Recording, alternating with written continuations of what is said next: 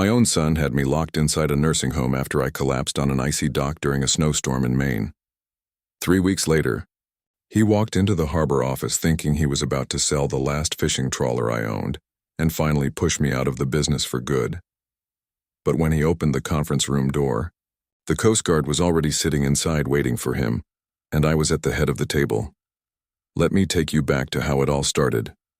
My name is Walter Grayson. I'm 67 years old and I spent most of my life on the water off the coast of Maine. People around Bar Harbor knew me as the man who built the Grayson fleet from one half-rotted lobster boat into 3 commercial trawlers and a seafood distribution company that supplied restaurants all over the coast. But the truth is, my wife built it with me. I worked the boats. My wife Helen worked everything else. She handled invoices at the kitchen table. She answered supplier calls while cooking dinner. Even during chemotherapy, she still sat there in her robe, balancing accounts with a pencil tucked behind her ear. When she died 5 years ago, the house changed overnight. The clock sounded louder, dinner felt pointless, and the harbor stopped feeling like home. Then my son moved back to Maine. My son Ben told me Florida hadn't worked out. Bad investments, bad business partners, real estate problems. He looked embarrassed talking about it, and honestly, I didn't push him too hard. When a man loses his wife, he starts treating family coming home like a second chance. My son brought my daughter-in-law Claire and my grandson Mason with him. At first, having them around felt good. There was noise in the house again. Lights on upstairs. Somebody stealing leftovers from the fridge. My grandson used to sit beside me in the garage while I repaired nets. He'd ask questions about the boats while kicking his feet against the workbench. For a while, it almost felt normal again. Then little things started changing. My daughter-in-law began helping with the business. "Walter, you've carried this place long enough," she'd say. "You should let your son take more pressure off you." At first, I appreciated it. Then supplier calls stopped coming directly to me. Crew meetings happened without anyone mentioning them. Mail disappeared before I could open it. One afternoon, I walked into the office behind the docks and heard my daughter-in-law laughing while my son poured coffee. "The old man still thinks this business runs on handshakes," she said. They both stopped talking when they saw me standing there. My son smiled too fast. "Dad, we were just talking about updating systems." I remember standing there a second, longer than normal, not because of what she said, because of how quickly they went quiet. That was the first time I felt something shift under my feet. Not enough to call it betrayal yet, just discomfort, like hearing a floorboard crack in a dark house. A week later, my son brought me paperwork. "Temporary operating authority," he said casually, "just in case something ever happens offshore." I skimmed the pages. Most of it looked standard. "What's the rush?" I asked. He shrugged. "There isn't one. I'm just trying to protect the company." Protect the company I signed because he was my son. That decision almost destroyed my life. Winter came hard that year. Bitter cold. Harbor fog thick enough to swallow entire boats by morning. Around then, my son started making comments about my memory. Small comments. "You already told me that story, Dad. You forgot to return that call. You sure you're sleeping enough?" At first I laughed it off. Then other people started treating me differently too. Crewmen I'd known 20 years suddenly spoke slower around me. One supplier asked if my son should handle negotiations moving forward. Even my grandson stopped returning my calls. That part hurt more than I expected. I'd leave him voicemails asking about school or baseball. Practice nothing. Then my daughter-in-law would text me hours later. "Mason's busy today." Busy. Like I was some neighbor, bothering them. The house changed too. I'd walk into the kitchen and conversations would stop. My son started taking over the banking. My daughter-in-law left assisted living brochures on the counter like she forgot they were there. One night during dinner, she looked at me carefully and said, "Have you ever thought about maybe slowing down a little?" I looked at my son. He kept eating. "You two think I can't run my own business anymore?" My daughter-in-law smiled gently. Too gently. Nobody's saying that. But they were. That's exactly what they were saying. A few nights later, I checked the business accounts online and saw my son had added himself to 2 fleet accounts without discussing it with I found him in the garage while freezing rain, hammered the roof. You added yourself to the accounts. He sighed immediately, like he was already tired of me. Dad, I'm trying to help. You should have asked first. Why does everything turn into a fight with you lately? That sentence stayed with me. Not because of the words, because of the tone, like I was becoming a problem he had to manage. It's my company, I told him. He stared at me for a second before answering. It's our company. That word sat in my chest all night because somewhere in his mind, ownership had already changed hands. 3 weeks later, the storm came. Heavy snow, freezing wind, harbor nearly iced over. One of the stabilizer lines snapped on the Margaret Rose during the night, and my son insisted we inspect it before the tide shifted. I almost didn't go. My hip had been bothering me for days. But the Margaret Rose was the last boat my wife truly loved. She used to stand at the dock every launch day holding coffee with both hands because her fingers got cold easily, so I went. The dock was coated in ice. Snow blew sideways across the harbor. Lights. My son handed me coffee from a thermos while we walked. You okay? He asked. I'm fine. You've seemed off lately. I drank anyway. About 15 minutes later, something felt wrong. The light started smearing. My legs felt heavy. I stopped walking. Ben. He grabbed my arm immediately, too. Quickly, that's the part I remember now, not panic. Readiness, like he'd been waiting for it. The dock tilted beneath me. My boots slid across the ice, and the last thing I remember before my head slammed into the frozen wood was my son, shouting my name into the storm. Woke up in a nursing facility 40 miles inland, soft yellow, walls, television buzzing quietly, my head pounding so hard it made me nauseous. At first, I thought maybe I'd had a stroke. Then a nurse walked in smiling down at me with a clipboard pressed against her chest. Good morning. Mr. Grayson, how are we feeling today? We hated that immediately. I asked where my son was. He handled all the emergency paperwork, she said. That sentence scared me more than the head injury. My son arrived an hour later, wearing a navy peacoat and a careful expression that looked practiced. Dad, he said softly. You gave us a scare. I tried sitting up. What happened? You slipped at the docks.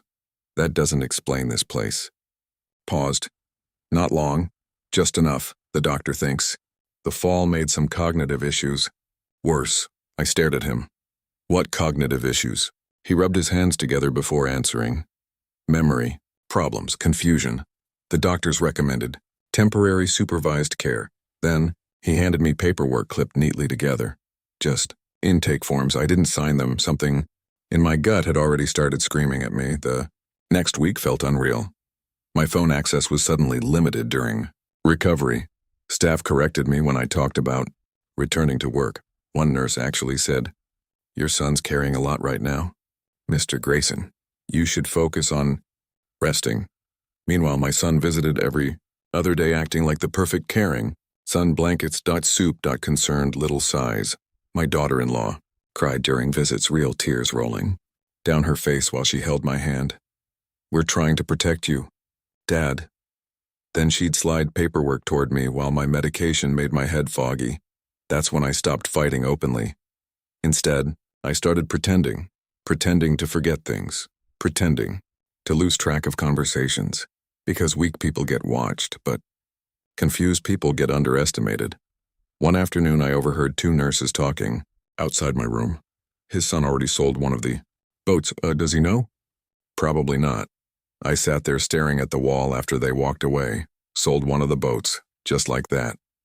The next important thing happened because of Arthur Bell, retired Coast Guard captain. Thick white eyebrows.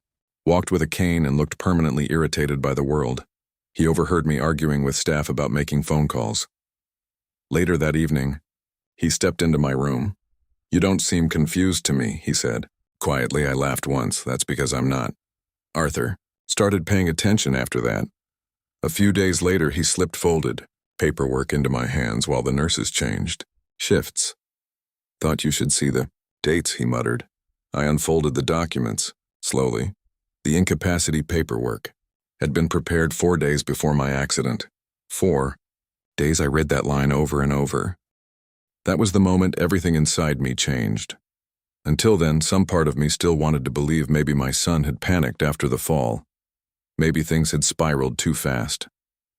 But paperwork prepared 4 days early isn't panic. It's planning. That night I barely slept. I just stared at the ceiling, replaying every conversation from the past year. The banking, the memory comments, the assisted living brochures, the paperwork. Suddenly, all of it meant something different. Arthur helped me contact an old maritime attorney named Evelyn Ross. Tough woman, calm voice, sharp eyes. She visited pretending to discuss insurance matters. After I finished explaining everything, she stayed quiet for a long moment. Then she asked me one question. "Walter, do you believe your son intended to remove you permanently from control of the company?" I looked out the window before answering. Yes. Saying it out loud hurt more than I expected, not because I doubted it anymore, because once I admitted it, I couldn't pretend I still had the same son. After that, everything moved quietly. Evelyn uncovered forged signatures and unauthorized vessel transfers. Insurance investigators found gambling debts my son had hidden for years. Arthur helped me record conversations inside the facility, and then came the moment that finally killed whatever denial I had left. Arthur wheeled me near the front entrance. One afternoon, while my son met with a seafood buyer outside, they didn't know I could hear them through the cracked doorway. The buyer sounded nervous. "What if your father contests the sale later?" My son laughed. Actually laughed. Once the old man stops recognizing people completely, none of this can be challenged. I felt my stomach drop hearing that. Not because he wanted the business, because he was talking about me like I was already disappearing, like I wasn't his father anymore. Just paperwork standing in the way. After that, pretending became easy. I let my hands shake during visits, repeated questions intentionally, acted confused about dates, and every time my son believed it, he relaxed more. Meanwhile, Evelyn revoked every power of attorney document connected to the fleet. The Coast Guard opened investigations into falsified vessel certifications. Transfers were frozen quietly behind the scenes, but my son still believed he was winning. Then came the final sale meeting for the Margaret Rose, the last boat. My wife's boat. Fog covered the harbor that morning. I arrived early through the back entrance with Evelyn, 2 investigators, and a Coast Guard lieutenant. The conference room smelled like coffee and wet wool jackets. I sat at the head of the table wearing the same dark coat I wore at my wife's funeral. At 9:12 exactly, my son walked in carrying a leather folder. My daughter-in-law followed behind him. He stopped cold when he saw me. For a second, nobody moved. Then my son smiled automatically. "Dad?" Not relief, not surprise. Calculation. I looked at him calmly. "Sit down." My daughter-in-law noticed the investigators first. Her face lost color immediately. "What's going on?" she whispered. The Coast Guard lieutenant slid documents across the table. "We're opening a formal investigation into fraudulent maritime certifications, illegal transfer activity, and elder financial abuse." My son stared at him blankly. Evelyn placed another folder in front of him. "These are the revocation notices invalidating your authority over the fleet." My son looked at the paperwork, then at me. Slowly, panic started replacing confidence. "That's impossible." Evelyn didn't even blink. "What's impossible is selling vessels you never legally owned." My daughter-in-law started crying immediately. This time the tears weren't rehearsed. My son finally looked directly at me. "Dad, listen to me. You prepared incapacity paperwork before I ever fell." Silence. "You drugged me. I didn't. You locked me away while you sold my boats." The buyers started gathering their papers quietly. One of them shook his head at my son with pure disgust. That seemed to hit him harder than the investigator sitting beside him. "You don't understand," my son said desperately. "I was trying to save everything." I looked at him for a long moment. Maybe part of him believed that. But somewhere along the line, saving himself became more important than whether I survived what he was doing to me. "You already decided I was gone," I said. I never raised my voice. That shook him more than anger would have. The Coast Guard escorted my son out 20 minutes later.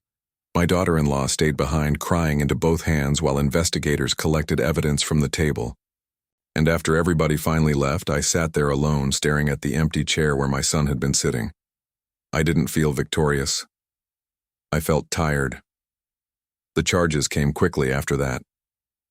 Fraud, elder abuse, financial misconduct. My daughter-in-law cooperated almost immediately once prison became real. Arthur testified about the paperwork dates. Several crewmen admitted my son instructed them not to contact me after the accident. The harbor turned on him fast once the truth spread. Fishing towns forgive a lot. They don't forgive a man destroying his own father for money. My grandson started visiting me again 4 months later. The first visit was awkward. He stood near the kitchen doorway like he wasn't sure if he still belonged there anymore. Then suddenly, he hugged me so hard it nearly knocked the breath out of me. I held on to him longer than I meant to. The fleet survived. Barely. I transferred control into an employee trust managed by Danny Pike and 2 captains I trusted. No more family inheritance plans. No more blind trust. Last October, before sunrise, I stood alone at the harbor wearing my heavy wool coat while the trawlers prepared to leave. Fog rolled low across the water. Engines rumbled against the docks. Every captain waited for my signal before departure. For months, people spoke about me like I was already fading away, confused, weak, finished. But that morning, the fleet still waited on my decision. I raised one hand through the fog. One by one, the trawlers pulled away from the dock and disappeared into open water. And standing there alone, listening to those engines fade into the distance, I finally understood something. A man can survive losing money. He can survive betrayal too. But the moment he hands his dignity over to people who mistake kindness for weakness, he loses far more than a business.